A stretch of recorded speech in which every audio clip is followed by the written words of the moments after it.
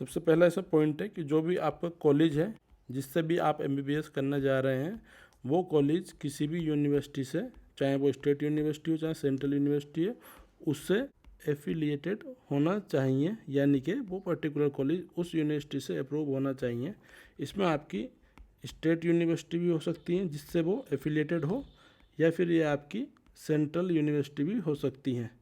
तो ये ज़रूर आप ध्यान रखें, क्योंकि बिना इसके बैंक लोन नहीं करेंगे जब तक वो कॉलेज किसी पर्टिकुलर यूनिवर्सिटी से एफिलिएटेड ना हो। देन अगर आप कोर्स करते हैं किसी, मान लीजिए यूनिवर्सिटी से, तो उस केस में वो पर्टिकुलर यूनिवर्सिटी यूजीसी यानी कि यूनिवर्सिटी ग्रांट कमीशन से अप्रूव होनी चाहिए, यानी कि वो यूनिवर्सिटी यूजीसी से अप्रूव हो या वेरीफाइड हो, उस केस में ही आपको लोन बैंक देगा। तो ये ज़रूर ध्यान रखें, आपका कॉलेज किसी पर्टिकुलर यूनिवर्सिटी से अप्रूव हो यानी एफिलेटेड हो, और जो आपकी यूनिवर्सिटी है तो उस केस में वो यूजीसी से अप्रूव होनी चाहिए। ये तो है पहली कंडीशन जो भी लोन है आपका उसको लेने के लिए। फिर दूसरा पॉइंट है कि लोन आपको कितना मिल सकता है। इसमें लोन की जो कैटेगरी है वो 3 कैटेगरी हैं यहाँ पर। एक तो है आपका 4 लाख रुपए तक। इतने में तो कोई एमबीबीएस होता नहीं है, लेकिन फिर भी एग्जाम्पल के पर्पज़ पे हम बता रहे हैं कि जो 4 लाख तक का लोन है उसमें आपको कोई भी सिक्योरिटी नहीं चाहिए और ना ही कोई इसमें गारंटी की भी ज़रूरत होती है। तो ये दोनों चीज़ें 4 लाख तक के लोन पे आपको नहीं चाहिए, और इसमें जो मार्जिन होता है वो नील होता है, यानी कि पूरा पैसा जो है बैंक आपको देगा, आपको अलग से कुछ भी डाउन पेमेंट ज़रूरत नहीं है करने के लिए। फिर दूसरी कैटेगरी है इसकी ₹4 लाख टू 7.5 लाख। तो यहाँ पर ये जो पर्टिकुलर कैटेगरी है, इस कैटेगरी में भी आपको कोई सिक्योरिटी की ज़रूरत नहीं है और ना ही कोई गारंटी की है। बस इसमें होता यह है कि जो भी ये लोन है 7.5 लाख तक की लिमिट के लिए वो एक गारंटी से कवर होता है, जिसको हम बोलते हैं CGSFSEL। ये एक गारंटी कॉरपोरेशन है, जैसे कि CGTMSE होता है, उसी तरह से जो इसकी गारंटी की फ़ीस है वो आपको बेयर करनी होती है। इसकी जो फ़ीस है सालाना तौर पर 1 से 1.25% के बीच में हो सकती है, जो भी आपका लोन अमाउंट आपने लिया है उसके अनुसार। तो ये इसमें कवर होते हैं जो भी लोन होते हैं आपके 7.5 लाख तक के लिए। अगर कोई जो लोन है आपका 7.5 लाख या उससे ज़्यादा है, तो उस केस में क्या होगा, जो बैंक है वो आपसे जो भी आपके पेरेंट हैं उनकी थर्ड पार्टी गारंटी लेगा, और साथ में सिक्योरिटी भी लेगा। सिक्योरिटी में आपका कोई भी आपका प्लॉट हो सकता है, या आपका हाउस हो सकता है, या आपकी कोई भी कमर्शियल प्रॉपर्टी हो सकती है, जैसे दुकान या कोई फैक्ट्री। तो इस तरह से जो कंडीशंस हैं वो ये हो जाती हैं अमाउंट वाइज, क्या क्या आपको यहाँ पर ज़रूरत पड़ेगी। तीसरा पॉइंट है कि जो स्टूडेंट है लोन लेने जा रहा है, देन उसके पेरेंट्स, इनको क्या है को बारोवर बनाता है बैंक, यानी कि साथ में ये भी साइन करते हैं। पेरेंट्स में आपके मदर फादर दोनों आ जाते हैं। तो स्टूडेंट जो है उसका पैन कार्ड बिल्कुल मस्ट है। अगर पैन कार्ड नहीं है तो आपने जो एप्लीकेशन की डेट है एजुकेशन लोन के लिए उस दिन तक वो अप्लाई कर चुके हों, तो उस केस में भी ये चल जाएगा, लेकिन पैन कार्ड आप पहले से बनवा लें। देन आधार कार्ड, या और भी अगर कोई आपके पास KYC डॉक्यूमेंट है, इसमें आपका पासपोर्ट हो सकता है, वोटर ID कार्ड होता है, आपका DL हो सकता है यदि आप 18 साल से ऊपर के हैं। जितने मैक्सिमम आप यहाँ पे KYC देंगे बैंक उतना ही कंफर्टेबल होगा आपकी लोन की प्रोसेस को आगे बढ़ाने के लिए। देन जो पेरेंट है उनको भी को बारोवर बनाया जाता है, इसमें इनका भी पैन कार्ड, आधार कार्ड और भी कोई KYC डॉक्यूमेंट हो तो वो सब साथ में आपको ले जाने हैं। तो ये मसला हो गया आपका KYC डॉक्यूमेंट का, किसका, स्टूडेंट का, उसके जो पेरेंट्स हैं उनका, जो भी को बारो बनेंगे तो इनका KYC होना बहुत ज़रूरी है। देन आपको इसमें क्या क्या डॉक्यूमेंट्स की ज़रूरत पड़ेगी यहाँ पर वो भी देख लेते हैं। सबसे पहले जो स्टूडेंट है उसका 10th 12th का मार्कशीट सर्टिफिकेट, हिंदी बोर्ड है उसमें इसको सीट प्लस सनद बोलता है। पर ये आपका हो गया। आपका जो भी एडमिशन लेटर है, आपको जो भी कॉलेज आपको देता है एडमिशन लेटर, वो यहाँ पर आपको एक ले जाना है बैंक के पास। काउंसलिंग लेटर, काउंसलिंग हुई है उसको जो सीट अलॉटमेंट लेटर है वो आपको ले जाना है। जो भी बैंक लोन देते हैं under normal education loan scheme वो उन्हीं स्टूडेंट को देते हैं जो मेरिट बेसिस पे जिन्होंने सीट प्राप्त की है। यहाँ पर मैनेजमेंट का जो अंतर्गत सीट है वो यहाँ पर आपको उसके लिए लोन नहीं मिलता है, यहाँ पर केवल मेरिट बेसिस पे ही लोन मिलता है। यहाँ पर ये हो सकता है कि आपने जो सीट है वो मेरिट बेसिस पे क्वालिफाई करी, लेकिन आप अपनी इच्छा के अनुसार किसी पर्टिकुलर मैनेजमेंट कोटे में एडमिशन लेना चाहते हैं कि आपको कोई कॉलेज अच्छा मिल रहा है, घर के पास मिल रहा है, तो उस केस में ये कंसीडर किया जा सकता है। अदरवाइज जो क्वालिफिकेशन है आपके पर्टिकुलर सीट के लिए या जो सीट आपने अलॉट करवाई है अपने लिए वो मेरिट बेसिस पे ही आपको होनी चाहिए। तो ये हो गया दूसरा कंडीशन। फिर तीसरा है आपका जो आपने एडवांस फ़ी पे करी है, आप एडमिशन लेते हैं तो कुछ आपको एडवांस फ़ी पे करनी होती है, जैसे कि करीब जो होती है 10,000 के आसपास। तो इसकी जो रसीद है आप साथ में ले जाएं। जो आपका कॉलेज है वो आपको जो आपकी फ़ी है उसका एक एस्टीमेट बना के देते हैं। आपका पूरे साल का होता है, जनरली जो MBBS है वो 5 ईयर का होता है इंक्लूडिंग इंटर्नशिप, 5.5 ईयर का होता है। तो उस केस में हर साल की फ़ीस पर सेमेस्टर का सिस्टम है, तो वहाँ पे पर ईयर पर सेमेस्टर की फ़ीस का एक एस्टीमेट बना दिया जाता है पूरे 4 साल के लिए। तो वो यहाँ पर आपको कॉलेज से एस्टीमेट लेना है और उसमें टोटल फ़ीस का भी डिटेल होता है कि पूरे कोर्स करने के लिए टोटल जो फ़ी है वो आपकी कितने रुपए होगी। तो उसके डिटेल में एक कॉलेज अपने लेटर हेड पे एस्टीमेट बनाकर देते हैं, जिससे कि बैंक को मालूम हो जाता है कि कितनी ज़रूरत होगी आपको इस पर्टिकुलर कोर्स को पूरा करने के लिए। देन जो आपके पेरेंट्स हैं उनके भी कुछ डॉक्यूमेंट्स चाहिए होंगे। आपके जो पेरेंट्स हैं उनका इनकम टैक्स रिटर्न, इसको ITR बोलते हैं, वो 2 ईयर का आपको ले जाना है अगर वो जॉब करते हैं। अगर वो फार्मर हैं, जो भी आपकी लैंड होल्डिंग है, जितने की भी आपके पास लैंड है जिस एरिया की, उसकी एक लैंड एरिया सर्टिफिकेट जाना है। इसको नॉर्थ में खतौनी भी बोलते हैं, ये आपको साथ में ले जाना है। फिर तीसरा आपका जो भी आपके पेरेंट्स हैं उनका बैंक स्टेटमेंट ले जाना है, वो फाइनेंशियल ईयर वाइज ले जाना है। यानी कि जैसे मान लीजिए आपको लास्ट ऑफ फाइनेंशियल अगर ले जाना है तो उस केस में आपको मान लीजिए फाइनेंशियल ईयर 20-21 ईयर 2021-22 इस तरह से एक इनका जो बैंक स्टेटमेंट है वो आपको साथ में ले जाना है। चौथा आइटम इसमें रहेगा आपका जो भी आपका घर है, हाउस है, उसका लेटेस्ट लाइट बिल आपको ले जाना है। आपको पानी का बिल अगर आपके यहाँ आता हो तो उस केस में ले जाना है, वाटर बिल, और इसकी हाउस टैक्स रिसीट ले जानी है लेटेस्ट वाली। ये क्या है, जितनी चीज़ें आप ये ला के देंगे बैंक को तो उतना ही बैंक को आसानी होती है कि आपकी जो आइडेंटिटी है वो वेरीफाई हो जाए और वो अपने आप को सेटिस्फाई कर ले बैंक। देन आपके अगर पेरेंट्स के नाम पे कोई भी लोन या EMI वाला कोई भी लोन चल रहा है, पर्सनल लोन किसी भी तरीके का, तो उसका स्टेटमेंट आपको यहाँ पर ले जाना है, जो कि होना चाहिए लास्ट 6 मंथ का। उनके नाम पे लोन है, उनकी डिटेल आपको यहाँ पर साथ में ले जानी है। तो स्टूडेंट्स हैं उनको अपना, अगर वो किसी पर्टिकुलर कैटेगरी में आते हैं तो एक कास्ट सर्टिफिकेट आपका डोमिसाइल जाना है आपको अपने साथ।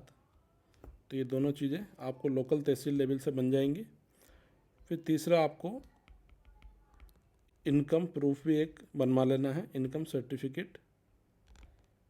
ये आपको लोकल तहसील लेवल से बन जाएगा। ये जो इनकम सर्टिफिकेट है ये 6 मंथ के लिए ही वैलिड होता है। तो ध्यान रहे कि जो आपका इनकम सर्टिफिकेट है वो 6 महीने से ज़्यादा पुराना ना हो, 6 महीने के अंदर अंदर का ही हो जब आप लोन अप्लाई कर रहे हैं। तो अब इसकी ज़रूरत आपको कहाँ पड़ेगी? इसकी ज़रूरत आपको पड़ेगी जब बैंक आपके लिए जो भी आपका लोन है उसमें सब्सिडी अप्लाई करेगा। जिनकी इनकम भी 4.5 लाख रुपए के अंदर होती है जिन पेरेंट्स की, तो उस केस में क्या होता है, उन्हें जो लोन पे लगने वाला ब्याज है वो पूरा मिल जाता है। एक सेंटर की स्कीम है, उसमें जो इंटरेस्ट सब्सिडी है वो आपको यहाँ पर मिल जाएगी। के लिए आप सर्टिफिकेट एडवांस में ही बनवा लें, तो इंटरेस्ट सब्सिडी आपको पूरी वापस मिल जाती है। यानी कि जब आप पढ़ाई कर रहे हैं उस टाइम पे जो भी आपके लोन में ब्याज लगता है वो आपको वापस मिल जाता है। तो उसके लिए इनकम सर्टिफिकेट भी आप शुरू में ही बनवा लें। देन अगर आपको कोई भी स्कॉलरशिप मिली है तो उस केस में उसका सर्टिफिकेट भी आप साथ में ले जाएं, जिससे बैंक आपको अच्छे से असेस कर पाए। दूसरा, अगर कोई एक्स्ट्रा करिकुलम एक्टिविटी आपने की है, जैसे कोई आपने मेडल जीता है या कोई भी जो गेम्स होते हैं डिस्ट्रिक्ट लेवल या स्टेट लेवल या नेशनल लेवल या किसी भी लेवल के हो, तो उसका आप सर्टिफिकेट भी आप यहाँ पर ले जा सकते हैं। तो ये भी साथ में आप लगा दें तो ज़्यादा बेटर रहेगा आपके लिए। 5वां पॉइंट है किस तरह से आपको जो एजुकेशन लोन होना है वो अप्लाई करना है। तो इसके लिए आपको विद्या लक्ष्मी पोर्टल है, ये सेंट्रल गवर्नमेंट द्वारा इनिशिएटिव लिया गया है विद्या लक्ष्मी पोर्टल। इसी के थ्रू आपको अप्लाई करना है। इसका सारा प्रोसेस ऑनलाइन है। जो भी आपके डॉक्यूमेंट हैं उनको आपको स्कैन करना है, देन इसमें आपको अपलोड कर देना है। इसका लिंक हमने डिस्क्रिप्शन में दिया हुआ है, वहाँ पर जाकर आप देख सकते हैं। तो आज की डेट में कोई भी एजुकेशन लोन के लिए फिजिकल एप्लीकेशन नहीं होती है, इसी पोर्टल के थ्रू आपको अप्लाई करना है विद्या लक्ष्मी पोर्टल के थ्रू। तो इसमें जो भी डिटेल है वो आपको भरनी है। उसके बाद इसमें जो सबसे इम्पोर्टेंट चीज़ है कि जो सिलेक्शन ऑफ बैंक, जिस बैंक से भी आप लोन लेना चाहते हैं उस बैंक का इसमें आपको सिलेक्शन कर लेना है। जो भी आपका IFSC कोड है ये आप ढंग से इसमें चूज़ करें, क्योंकि ये गलत हो गया तो आपको दोबारा से एप्लीकेशन फिर से भरनी होगी। तो जो भी आपका लोकल बैंक है जिससे भी आप लोन लेना चाहते हैं तो उसका इसमें चुनाव आप कर सकते हैं। उस बैंक को सिलेक्ट करें, देन आपका स्टेट सेलेक्ट करें, देन डिस्ट्रिक्ट, उसमें जो भी ब्रांच है आपके लोकल लेवल में उसमें आपको चेक कर देना है। तो यहाँ से क्या होगा, ये जो एप्लीकेशन है आपकी लोन के लिए जब आप पूरी तरह से फुलफ़िल कर देंगे और सबमिट कर देंगे तो ये एप्लीकेशन सीधे उस ब्रांच को फॉरवर्ड हो जाएगी जिससे आप लोन लेना चाहते हैं। इस ड्यूरेशन में जो टाइम लगता है वो लगता है आपका 3 to 4 वर्किंग डेज़। तो जब आप सबमिट कर देंगे यहाँ से एप्लीकेशन, उसके 3 से 4 वर्किंग डेज़ के अंदर ये जो एप्लीकेशन है वो पर्टिकुलर ब्रांच को शो हो जाएगी उनके ऑनलाइन पोर्टल पर। तो उसके बाद आप इस एप्लीकेशन को उनके पास ले जा सकते हैं और फर्दर अपनी प्रोसेसिंग आप कर सकते हैं। अब जानते हैं सबसे इम्पोर्टेंट जो चीज़ है वो है आपकी सिविल। स्टूडेंट है उसकी बैंक सिविल निकालते हैं, प्लस जो पेरेंट्स हैं उनकी भी सिविल निकालते हैं। तो अगर आपके पास पहले से सिविल है तो बहुत अच्छा रहेगा। तो साथ में आप जो सिविल रिपोर्ट है पेरेंट्स एंड स्टूडेंट की वो भी ले जाएं। अगर नहीं है तो बैंक भी आपको इसमें निकाल के तुरंत दे सकते हैं। सिविल है आपकी, उसमें कोई भी जो रीपेमेंट है आपका वो डिले नहीं होना चाहिए, राइट ऑफ नहीं होना चाहिए, यानी कि उसमें आपने कोई भी छूट ना ली हो। तो अच्छी सिविल होनी चाहिए आपकी इस पर्टिकुलर लोन को लेने के लिए, आपकी और आपके पेरेंट्स की। अब सबसे इम्पोर्टेंट चीज़ है कि जो डॉक्यूमेंट्स हैं वो आपको किस तरह से अरेंज करने हैं।